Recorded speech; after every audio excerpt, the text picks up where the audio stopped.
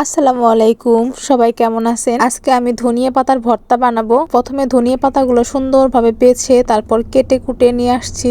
এখন আমি ধনিয়া পাতাগুলো সুন্দরভাবে ধুয়ে নিব, কারণ ধনিয়া পাতার ভিতরে অনেক বালি থাকে, তো ক্ষেত থেকে ওরকম ভাবে উঠিয়ে দেয়। এজন্য সুন্দরভাবে পরিষ্কার করে ধুয়ে তারপর নিয়ে আসি। তো তার আগে আমি মরিচ, পেঁয়াজ, রসুন এগুলো কেটে রেখেছিলাম। এখন এগুলো আমি সুন্দরভাবে ভেজে তার মধ্যে ধনিয়া পাতা দিয়ে দিই। ধনিয়া পাতা দিয়ে তারপর সুন্দরভাবে নেড়ে চেড়ে একদম পানি শুকানো পর্যন্ত অপেক্ষা করে ভেজে নিব। ধনিয়া পাতা দেওয়ার পর কড়াইতে অনেক পানি ওঠে। এই পানি যে পর্যন্ত না শুকায় সে পর্যন্ত ভেজে নিব। এই তো আমার ভাজা শেষ। এখন আমি এই ধনিয়া পাতাগুলো বেটে নিব। পাটায় বেটে ভর্তা বানালে অনেক মজা লাগে, এজন্য আমরা পাটায় বেটে এই ভর্তা বানাই।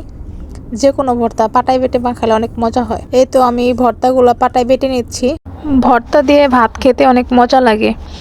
যে কোনো ভর্তা, আমার কাছে শুটকি মাছের ভর্তা, তারপরে ধনিয়া পাতার ভর্তা, এসব দিয়ে অনেকগুলো ভাত খেতে পারি, অনেক ভালো লাগে। এই তো কথা বলতে বলতে আমার ভর্তা বাটা শেষ। সবাইকে অনেক অনেক ধন্যবাদ আমার ভিডিওটি দেখার জন্য। সবাই পাশে থাকবেন। আল্লাহ হাফেজ।